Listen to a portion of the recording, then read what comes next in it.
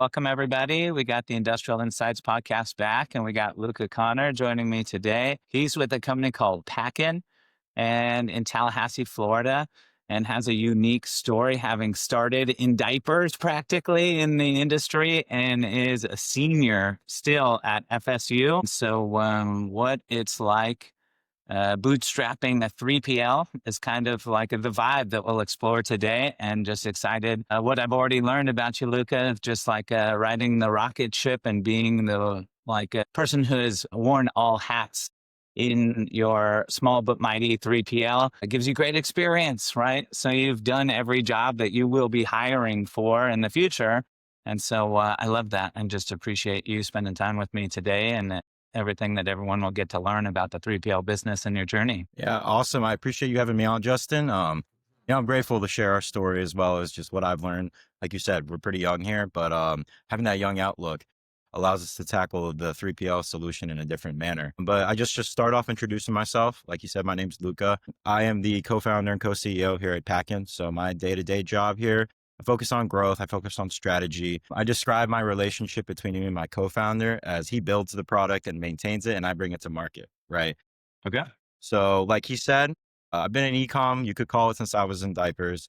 Me and my current co-founder and co-CEO, we were doing FBA businesses together. We were white labeling our own brands all the way back in high school. And essentially we got to the point where we were doing pretty good volume for our age, and we had to pivot to using 3PLs and fulfillment centers. And while SLAs were met, I think that's a baseline nowadays to be a successful 3PL. The communication aspect is something that we really noticed was not there in a lot of the people that we were using. And it's something I've come to know is a very widespread problem in our industry from talking to the brands that we work with now. But fast forward, we were 19 years old. We founded Packin. That was in 2023, and we bootstrapped it, right? No VC funding. We used our own funds from our businesses in high school. And essentially, we tackled the 3PL solution, and the way we wanted to differ Packin was exactly what I just mentioned, that customer service aspect, right?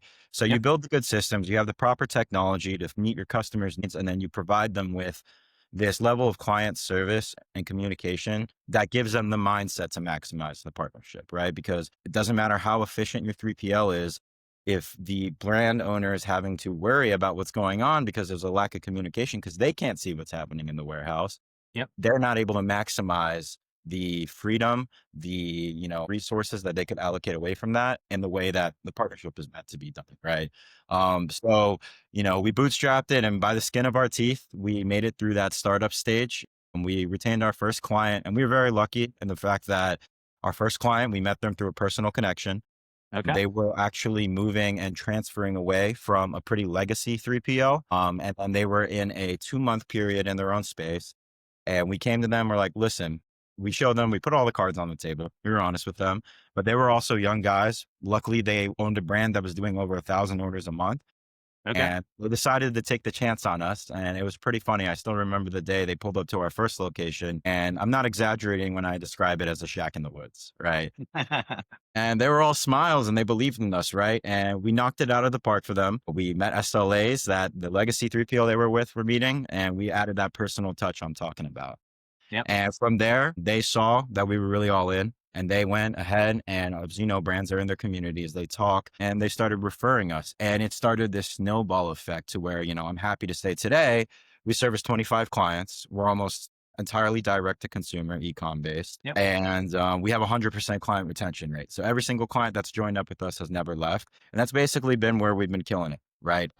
Services, the systems, like I said, I think it's a baseline that provides same-day shipping, a certain level of accuracy, all these things. You can't compete if you're not. And where we really kill it is that feeling of strategic partnership, right? And that doesn't mean like bending over back for your clients and putting in all this effort that makes your service decrease. Because when you do that, it does decrease the quality of service for other clients. It's about setting the proper expectations up front of how the partnership will work out. Yeah. And then actually meeting those expectations. And when that's done, it's my theory that, hey, if 3PL is fair rates, they're transparent, and they're meeting the expectations they set, that should be a partner for life, right? Because the only thing that might pull you away is someone giving a bid at a better rate card. But if they're meeting all those other things I talked about, in my opinion, that slight cheaper rate card is not worth the change, right? It's not worth abandoning this trusted system, because I could be wrong in saying this, but it's a running joke I have when brands owners are talking about their 3PL, it's because they're complaining about them. Yeah, that's us. Yeah. That's our story. We have been in the game for a little over 2 years, and we really just have hit our, you could call it, exponential growth track in the last 12 months. But we Yep. continue to plan on capitalizing on it. And that growth has been off referrals. So as we look into expanding our own acquisition, we want to maintain the quality of service that has got us here. But that's Packin. That's kind of where our direction is heading. Yeah. What's a day in the life of a normal day in the warehouse? Like in the morning or any like surprises that pop up that you got to deal with? Yeah. Well, I will say, yeah. So, the benefit of being so bootstrapped and, really just going all in on it with minimal resources was my co-founder and I, even though we're not in the warehouse anymore, we got to experience every little part of the fulfillment process. So, in general, right, we come into work, of course, we open up, our managers get here a little bit before us because we like to opened up a little bit early. Orders are first off, API errors occur no matter what system you're on. You make sure there's no API errors. You take a look at the work orders for the day that were filed ever since, the SLA window for the previous day closed. And, you just get to work, right? And the benefit of having really good systems, and a key part is really good managers, is the rest kind of does itself from that. So the general process of how we work is orders are, of course, fed to our system through the API connection to Shopify, whatever sales channel our clients use. Yep. Orders are batched, picked, and packed throughout the day. We have receiving orders coming in. We call them replenishments. And the warehouse flows smoothly, right? You do encounter a lot of issues. And I will say, a lot of the issues you encounter, if your systems are built right, it's because of a miscommunication between the client and the 3PL. And Yep. that comes in the form of, a client may change their SKUs on their Shopify and they may not notify their 3PL. And, there's a couple things we have to do to ensure that change is done correctly. If we're not notified and we come in, it's often that orders aren't feeding properly. Little things like that. If you build the system properly, it won't break, it'll bend. And when I mean bend, I mean when you get like a 5,000 order day come, right? You get a 10,000 order day come. That's Yeah. crazy. But, if you're able to meet SLAs and you're able to get them out, the system bends, it doesn't break. Where I've seen probably the biggest issues just come from miscommunication, right? Which is really where we shine with the communication part, but mistakes happen, issues do occur. Any 3PL that says everything runs seamlessly and they have 100% accuracy rate. And API errors are generally just as a result of those types of like communications, like new Mhm. SKUs weren't plugged into the system, so it didn't know what to do with them, or like Yeah, what of would other course. API errors be that are common? Yeah. Other API orders that can be common are, if someone creates a wholesale order, because a lot of the times someone might do a manual order that doesn't come through the normal flow of Shopify. Simply put, these things happen when we're not notified, right? Those Yep. are the main issues. Communication is important, but that's not only on the client. You have to set up the proper communication channels, right? So we encourage all clients to use the setup channel we have directly to the warehouse manager, so that when we do have come in the morning and we see API errors, if we see a work order placed for a wholesale order, these things that are outside of the normal flow of work, they Yep. have to be communicated in time. That's it. And that's what I mean. Like when I go into client prospect meetings, I sit down and I say, listen, this is going to work the best if you provide me with the proper information and you meet the expectations I set, and they're not unrealistic expectations. That plays into another thing in the fact that a lot of 3PL sales teams, they kind of offer the world in that consultation call. Yeah. Right. And that includes, on the subject of API errors, just saying everything's seamless, everything's clean, you don't have to touch a thing. And that is the case if the information is provided, but you have to add that caveat, right? Like, I need you to do your part on your end, which is way more minimal than a self-fulfillment process. And we can give you the world in that case. Yeah.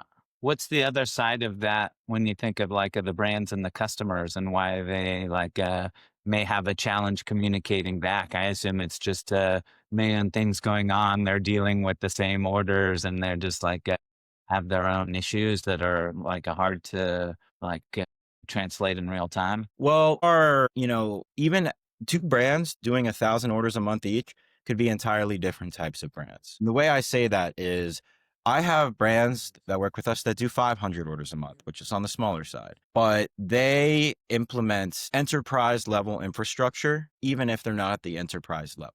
Yep. And when you're working with a 3PL, you're not just working with a 3PL because you want fulfillment off of your hands. You're working because you want to have the systems in place to reach that enterprise level.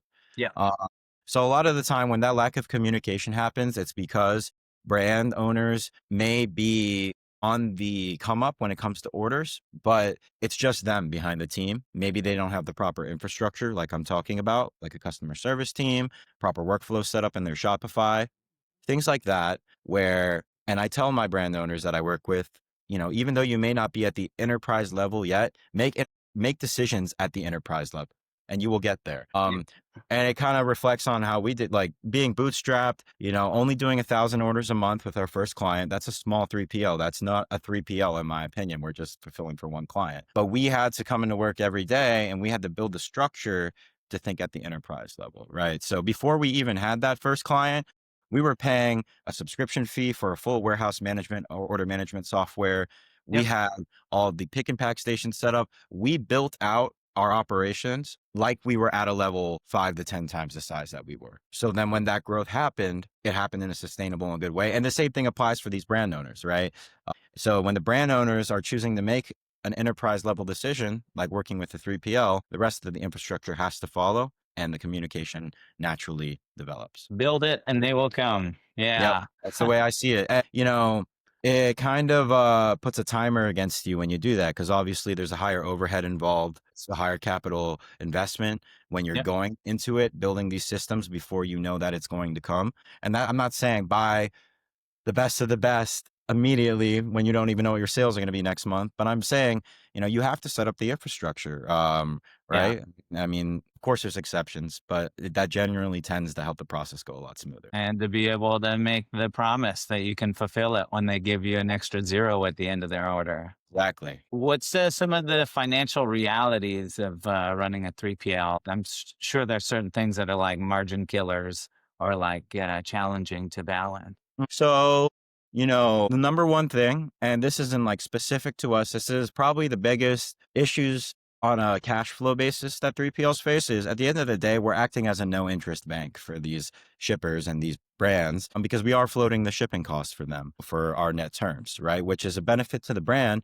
But if your cash flows and your invoicing dates and just everything is structured properly, that is not a killer, right? It is the nature of the business. What becomes killer is when you don't manage your cash flows properly because you're floating that much. And then Yep. of course, when clients aren't paying properly, right? Yep.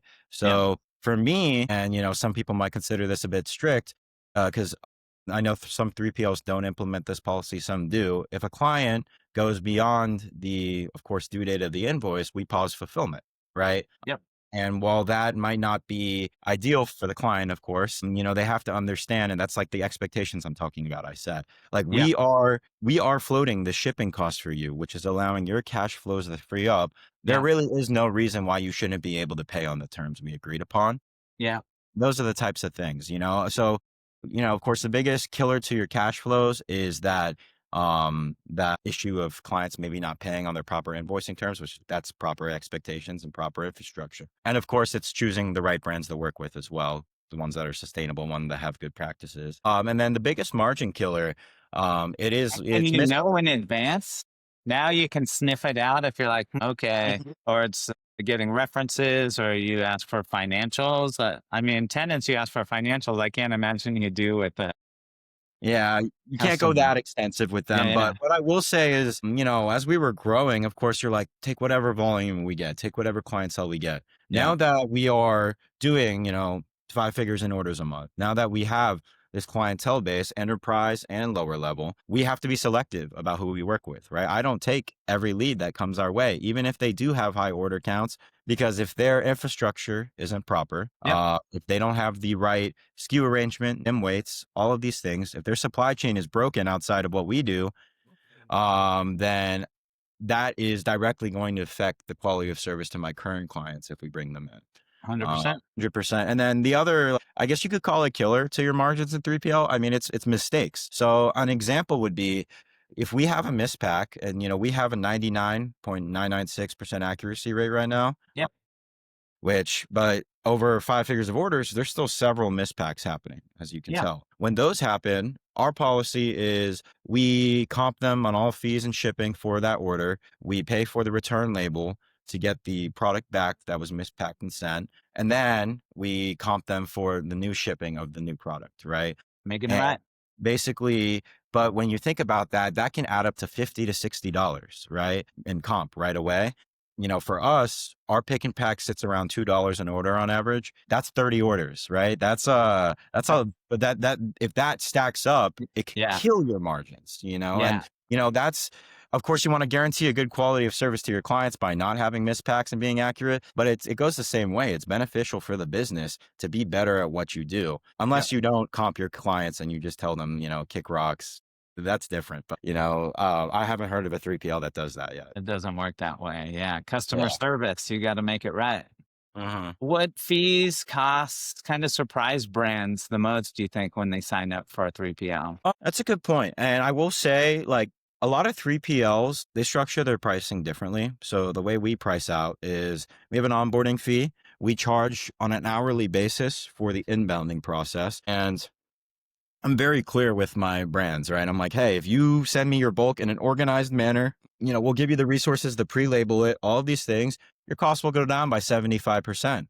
Some people still choose not to do that. And then they get surprised when that cost comes in because, we are, if we're having to sort, if we're getting boxes with like 10 different sizes in it, I'm going to charge you for that because I told you when we work together that that is something that needs to be done correctly for us to do our job properly. I would say a lot of brands as well. And this plays into the enterprise mind thinking of mine versus the non-enterprise thinking. It is This is like the the maturity scale. Yeah. yeah.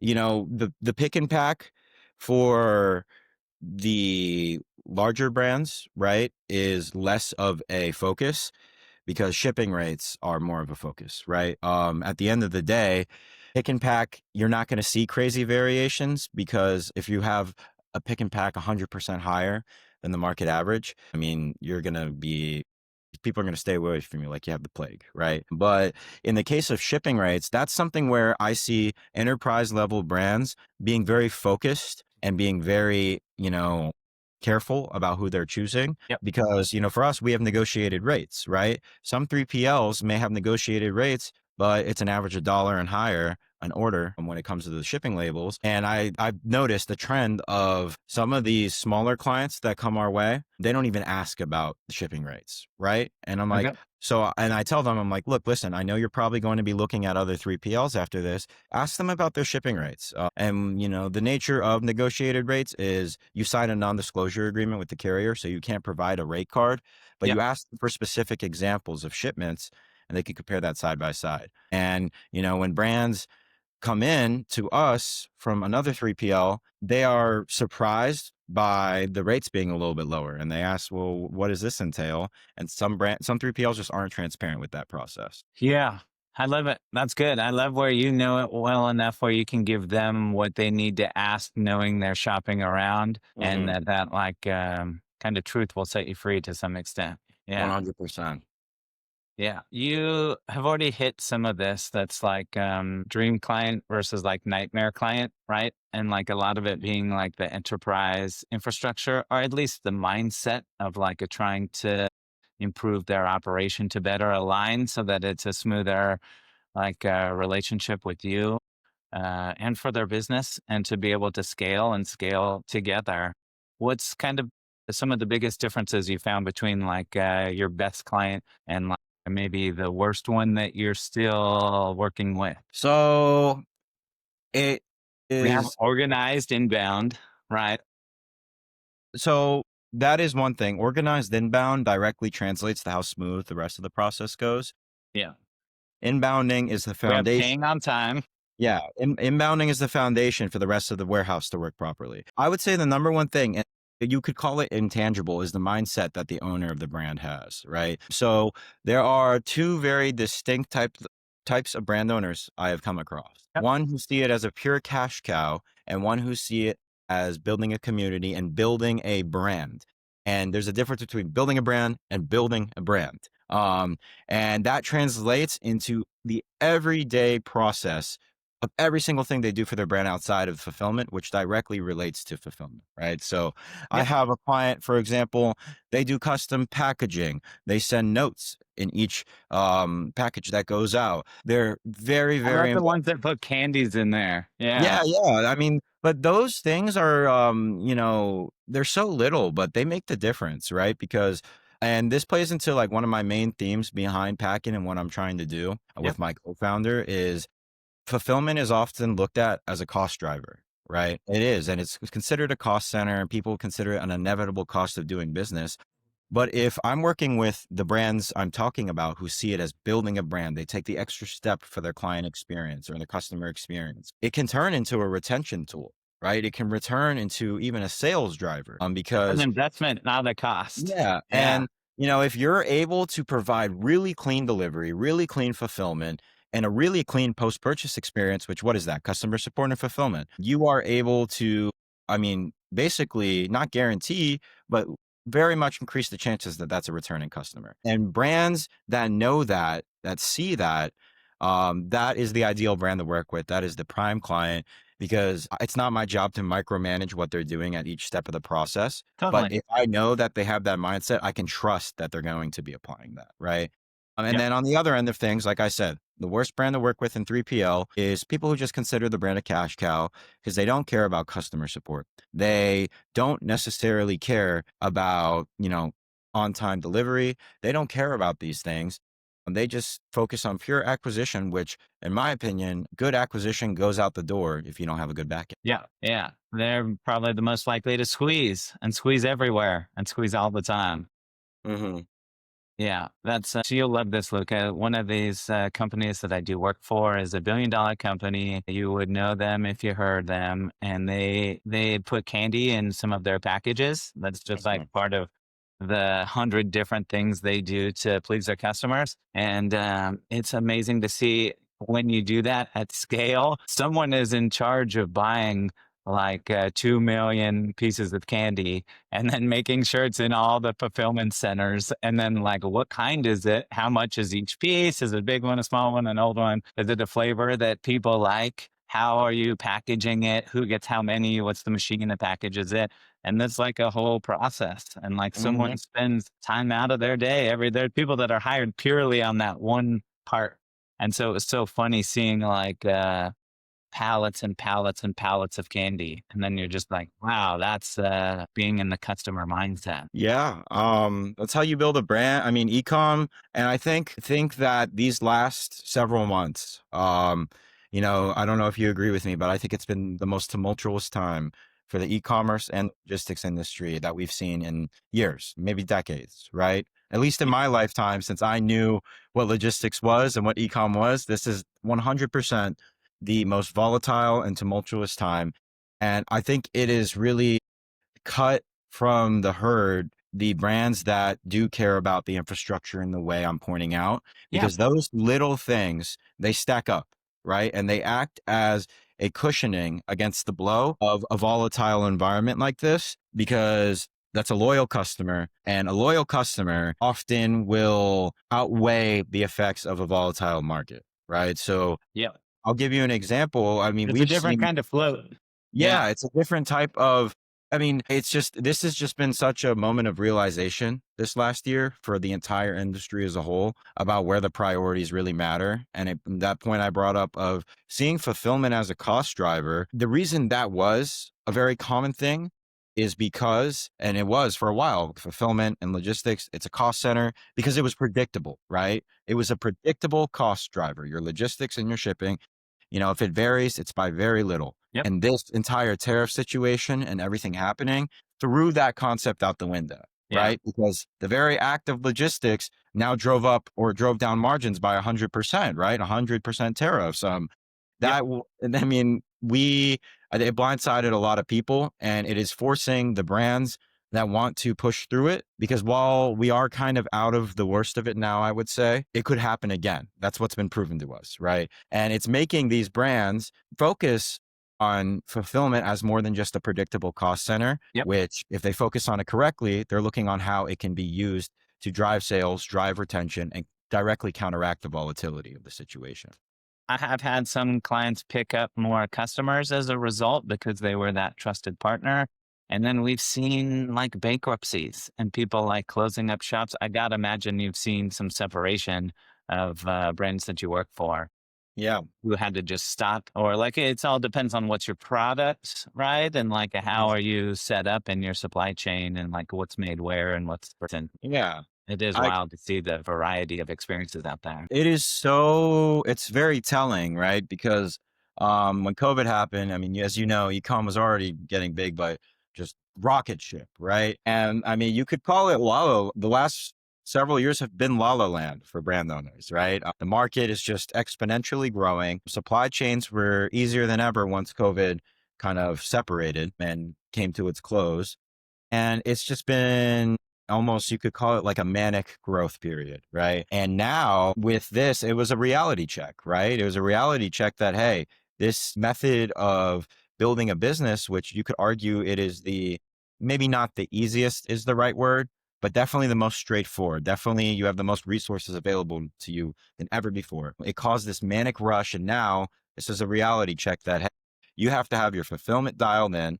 The things that you can control have to be as efficient as possible because you could see how big the things you can't control can wreck everything, right? Are So humongous. yeah, yeah. I mean, when supply chains were flowing great, tariffs weren't even a thought. I mean, you don't have to worry about a 1%, like a couple extra dollars here on a label or, a little bit extra delivery time, right? Because now those things are the margin changers, right? Yep.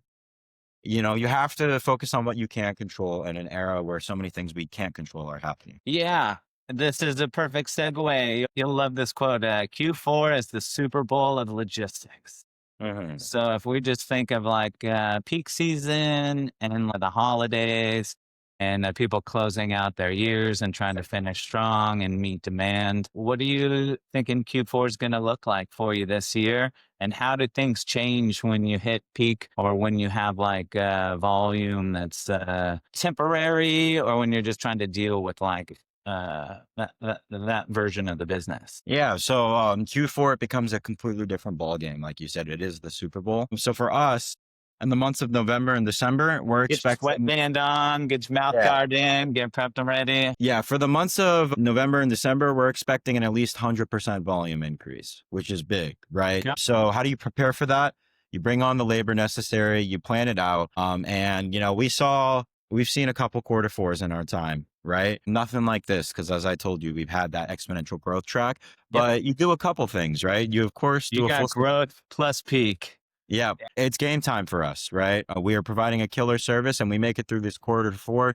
I've got a feeling that every client we have right now will be clients for life, right? And, we are confident in our ability, but, it's hiring the proper labor. It's stress testing your warehouse management system. It is making sure that surcharges, expectations are set. So you speak to your carrier account managers, you make sure you know what's going to happen because surcharges are one of the biggest variables in quarter four. And then you make it very emphasized to the brands you work with. You remind them of the expectations you set up first, right? So that information flow, the proper replenishments being filed, SKUs not being changed randomly without letting the 3PL know. I mean, those become 3 times as more important, right? Because when you're game time, when you're moving at twice the speed, those little things are just simply they have the potential to wreck the whole flow. So what we did is not only did we prepare internally, but I just had a meeting with every single client over the last month and I told them, I need this, this, and this from you over this quarter four.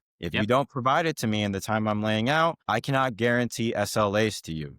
And Yeah. this is stated in our contract and I'm making it very apparent to you. So you can't say I didn't tell you. If you give me this information in this manner, in this time span, everything will be fine and we'll be able to meet SLAs. But I've made it clear that I'm not going to compromise the quality of service to my other clients because we're waiting on something for you because you're not providing the information. Yeah. That's awesome. So, Yeah. Or I love the annual, the quarterly, and like sometimes the monthly, any of those like time periods and cadences where you're like, there's a predictability to this and the needs are a little different. And like, we know this and like, we don't know what it's going to look like, but we know like what the theme is going to be. And like, here's what we can do to get ahead of that. That's the best. Yeah, absolutely, man. I agree. First, thank you. Thank you for making the time. Thank you for being here with me and for the audience that I'll get to learn from your experience and for sharing your story. And then I think you've given plenty of like advice for like what brands like should know. I would say future focused. Last question would just be like, what excites you about the future of this industry? What part is like, keeps you pumped that like if there's a brighter future out there and you're excited to work towards it? Well, over the next decade, 3PL is predicted to, the market cap's predicted to at least double, right? Well, I could be incorrect. It might even be close to tripling. But for Yeah. me, what I'm the most excited about is playing back into what I mentioned, and it's calling the herd, right? It's becoming a very competitive industry, not only due to a lot of people, of course, starting 3PLs, a lot of Yep. fund going into it from venture capital firms and such, but also because of the environmental factors that are pressuring us, right? So, like we mentioned, the brands may be going bankrupt from the situation. I know several 3PLs, like within my circle, who had some of the hardest times ever Yeah. because they weren't prepared for the volatility that was expected. For me, and what excites me is there's a stigma around our industry that I want to help break, like how I can. I don't want 3PL to be considered a headache. I don't want it to be considered an unavoidable annoyance. Yep. I want it to be an Necessary evil. yeah, I don't want it to be necessary evil. I want it to Yeah. be a strategic partnership that is, and the nature of the business. I tell everyone this. I mean, our nature of our business is we only thrive when our clients do. Our revenue directly correlates to the growth of our clients, right? Yeah. And that's not a mindset a lot of 3PLs have. But the environment and the hyper growth of the industry and the last year and what it's revealed to people in logistics, I think it's going to cause a big shift, right? And I think it's going to cull the herd in the manner and the fact that 3PLs that don't have that mindset and that don't approach it in that healthy mutual partnership way, they Yeah. won't succeed, right? They're not going to succeed. They're not going to grow. And brands are wising up to that fact as well. And I think the biggest thing I look forward to outside of growing our business for the industry is that change. You know what I mean? I'm looking forward to hopefully within the next decade. PPL is an exciting thing and it's not that necessary, right? And that comes in just looking at it as not a transactional relationship. It can't be. Yeah. Some people argue it should be. I don't think it can. And when I go into sales calls, when I talk to client, like I don't do sales pitches. I don't do a deck. I don't do anything. I'm like, let's have a conversation. What are you looking for?